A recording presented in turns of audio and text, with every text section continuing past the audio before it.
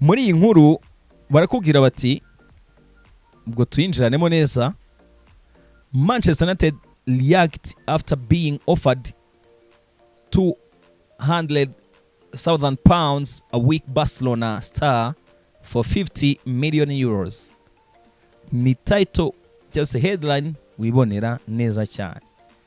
Manchester United have not accepted the chance to sign Kounde after Barcelona defender was offered to Michael Carrick's side. According to Team Talk, Manchester United have been offered the chance to sign Kounde in the summer transfer window. Barcelona are looking at least 50 million euros, 43 million pounds for Kounde, who is primarily a right back but can also play as a center back. Hari situations zigeze zibaho mu maekipe bitewe n'uburyo ekipe imeze cyangwa se financial status yayo kuntu imeze, ikaba yavuga iti aba bakinyi ntabwo bagifalinga neza cyane muri demands cyangwa se expectations z'umutoza. Icyo twe tugomba gukora ahubwo aba bakinyi twe twabashyira ku isoko. Nibyo yakubwira bati ekipe ya Barcelona yo falinze Jules Kounde muri ekipe ya Man U, ndetse mu kumwofaringa inifuza miliyoni 43 z'amapound, bikaba miliyoni 50 mu mayero. Hanyuma ikinyamakuru Team Talk cyandikiye inkuru nkuko hano ubibona neza cyane, inkuru nkuko mbikubwira kugira ngo tuze kwinjiranamo neza cyane. Ndagenda nguha utudetaye kugira ngo ubibone, ariko ibinyamakuru impamvu mba mbimentioninga cyangwa se impamvu mba mbivuga bangira ngo bibe byiza nyine nawe igihe ufite time ujyemo usome detaye nk'izi. Tuzimanuka neza live direct, ariko bikaba byiza, bikaba byaba akarusho nawe fashe time yawe akavuga uti ibintu yabambwira reka nanjye njye kureba uko bimeze kuri izo nkuru. Hano urabibona neza cyane ko ekipe ya FC Barcelona irifuza miliyoni 50 z'amayero. Barcelona are looking for at least 50 million euros, bikaba miliyoni 43 mu pound kuri Jules Kounde.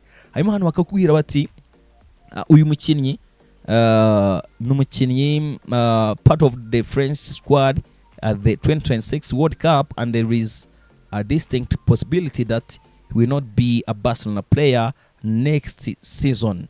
Hari amakuru yuko Jules Kounde sezo itaha atazaba akiri umukinnyi wa ekipe ya FC Barcelona, cyangwa se ashobora kuza kuba atandukana na ekipe ya FC Barcelona.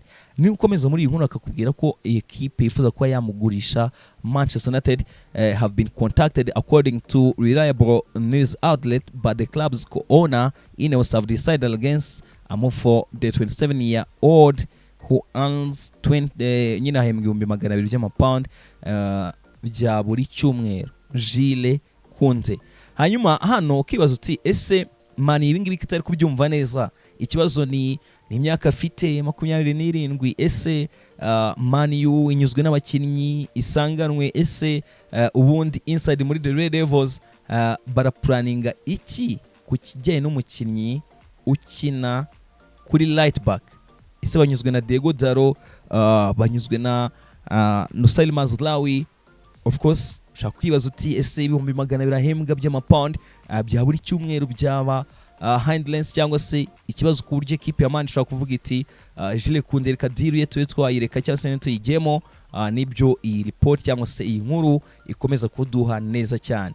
Barakubwira bati ntabwo ni muri iyi nkuru tukiri. The reports has stated Manchester United have also been contacted, although sources indicate Michael Carrick's side remain focused on strengthening a left back rather than pursuing another option on the opposite flank.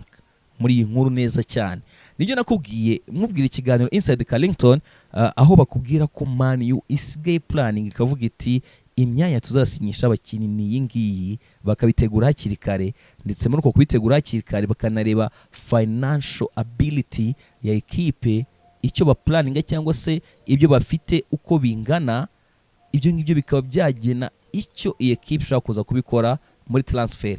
Nibyo hano bakubwira ko ekipe ya Man U bundi ku giti cyayo cyangwa se inside icyo batekereza n'icyo bashaka gukora, ni ekipe yifuza ko ku bakinnyi bakina ku mukinnyi wenda waza akina ku kuri right back, ubwo ni kuranze rw'iburyo muri ba myugariro, ku bakinnyi baza ariko akaza n'umukinnyi of course uri buze gukina ku mwanya batateguye kusinyishaho umukinnyi.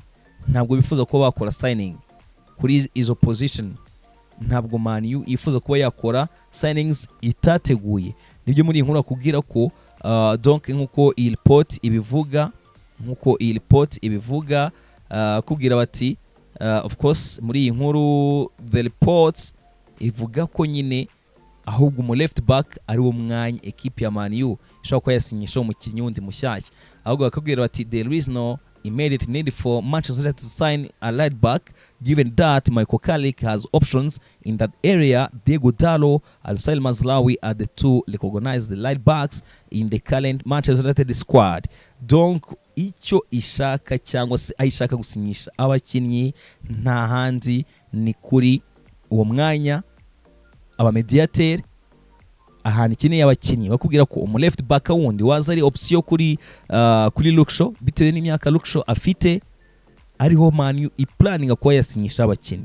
Hano ni naho twanagarutse kuri Lewis Hall, uyu musore wa equipe ya Newcastle w'umu left back equipe ya Man ishaka, ndetse bakakubwira ko equipe ya Man U uwo mu left back imubonye ikanabona abamediateri yaba ifite squad inyuze kurenza uko nyine bavuga ngo tugiye guspendinga miliyoni 50 zose z'amayero kuri Jules Kounde. Just ngo nuko Barcelona yamaze kuba imutwofaringa cyangwa se yavuze ngo twamubaha, none ugashyira ni mu 200 by'amapound ahembwa amafaranga atari make na gato. Ibyo byose nko kubibona muri iyi nkuru, bakakubwira ko equipe ya The Red Devils imyanya yateguye gusinyisha abakinnyi niyo myanya iribuze gukomeza kuba igenderaho cyangwa se ireba, ntago iribuze gukora deviation kuri plans zayo mu cyo twita summer transfer window. Bikavugwa ko of course iyo chance cyangwa se ayo mahirwe yo gusinyisha Jules Kounde iyo transfer zitararangira abakirimo room yo kuba haba mu negotiation cyangwa se kuba bakomeza kubyigaho. Gusa inside nkuko unabyisomera neza muri iyi nkuru ndimo ndaguha, barakubwira ko The Red Devils plans zayo ziri clear nkuko bana bigarutse mu kiganiro Inside Carrington. Hanyuma hano bigahita binatwinjiza noneho kuri transfer expert, transfer guru Fabrizio Romano utubwira neza cyane ko imeze muri equipe ya Man U. Urabibona neza impamvu nakubwiye ni inkuru tureyinjira n'amakantu ku kandi nawe wisomera ibyo turi kugarukaho nuko ari inkuru ya hatari cyane. Football 365 Team Talk nabo babigarutseho muri iyi nkuru, baranakotinga Fabrizio Romano bakubwira bati Romano said on his YouTube channel, nkuko ubibona neza cyane ibyo yitangarije kuri YouTube channel ye Fabrizio Romano, you transfer expert ati talking about midfielders guys, I always wanted to mention what's going to happen next now at Manchester United, because in 24 hours we saw Elliot Anderson, Sandro Tonali and Matheus Fernandes, 3 players who were of interest of Manchester United, but then the race was already left going elsewhere. So what happens with Manchester United? Donc Man U yabaye shocked by these moves zitakunze nkuko Romano abitubwira neza cyane kuri tubicanoye. Bivuga ngo izi moves zitakunze z'aba mediateri zashokenze cyane equipe ya Man U kuri level yuko idashobora gutekereza ku yindi myanya cyane, wenda ngo bakofarinze ngo bayofarinze ngo umukinnyi mu right back ku buryo nyine ya devia focus yayo. Nibyo Romano atubwira ati ibyo ngibyo ntabwo ushobora kuza kubaho, ndetse abantu baribaza what next cyangwa se ikiza gukurikiraho muri equipe ya Man U. Nkuko ubyibonera neza cyane uko ndi kubikwereka hano kuri LC Sport, nakubwiye ko tugwa detail zose ukamenya buri kimwe cyose akantu ku kandi. Ngashimira cyane abantu mwe mwarakoze subscribe, tuba turi kuzamukana right now, turi kugwa detail kuri transfer neza cyane in style. Fabrizio Romano nkuko now uri kubyisomera neza, cyane nawe hano kuri LC Sport, buri kintu cyose ibintu byose turabikuzanira. Hano Romano agakomeza agira ati now you ask me who can be the ideal target for United. Aka kanya mushobora guhita mumbaza muti ese ninde uri buze kuba umukinnyi mwiza cyangwa se umukinnyi w'ingenzi equipe ya Man U igomba kwita focusingaho? Ndi gukora clarification kuri transfer ya Jules Kounde ndetse naho Man U ifocusinze. Ati the two names that Manchester United internally consider as fantastic options are already Tchouameni, but I told you the problem is the salary, and at the moment no green light from Real Madrid, and also Alex Scott is also highly rated by Arsenal and by Manchester United. Ati nagarutse kwizina nagarutse kuri Alex Scott ngaruka kuri Tchouameni, gusa Tchouameni umushahara we waba ikibazo ndetse na green light irava muri equipe ya Real Madrid. Fabrizio Romano hanyuma kuyango mbyutemo cyane agakomeza kubwira ati Alex Scott has many clubs surrounding this summer, but Bournemouth insist they want to keep the player and they want to offer him a new contract. Let's see if Bournemouth will be able to keep him, because one thing is to say that one thing is in the next 2 months resist is case in case they receive big proposal. But Alex Scott is one of the players considered internally by Arsenal and by Manchester United. But both clubs like him at the moment. From Bournemouth, he's not leaving. But in case they open doors to an exit for big money, we have to follow those two clubs keen eventually on Alex Scott. Vuga ngo equipe ya Man U nubwo Barcelona yo faringa Jules Kounde Romano nawe arabitubwiye neza cyane, iri kubanza kureba ngo muri mediane turabona Alex Scott wa FC Bournemouth cyangwa se turanabona wenda no Tchouameni, nubwo nyine situation ye Tchouameni nkuko turimo turegaruka ubyumva neza cyane uko bimeze, gusa ukanumva ko equipe ya Arsenal na Man U zose ni equipe ziri interested kuri Alex Scott. Byumvikana ko tushaka kuzabonamo icyo twita bidding war, ugahangana gukomeye cyane kuri aya equipe, cyane ko bana ko n'umukinnyi bose bifuza cyane, gusa deal nk'izi transfer nk'izi nkuko mubizi hano kuri LC Sports zari affaire suivre, zari inkuru zo gukurikirana ukamenya what is going on, ukamenya each and every update kandi on time, nta na kimwe kigucitse. Ibyo nibyo twiyemeje hano kuri LC Sports neza cyane.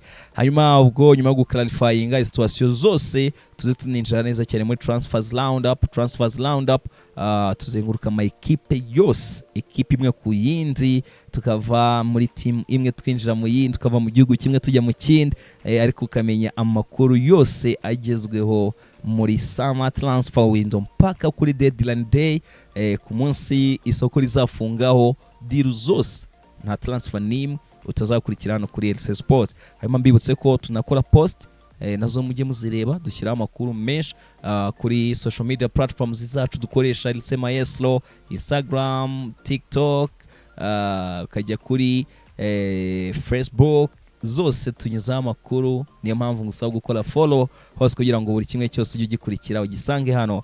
Hanyuma ndebe n'ibitekerezo byanyu ubundi bwo tuze twinjira neza cyane muri transfers roundup.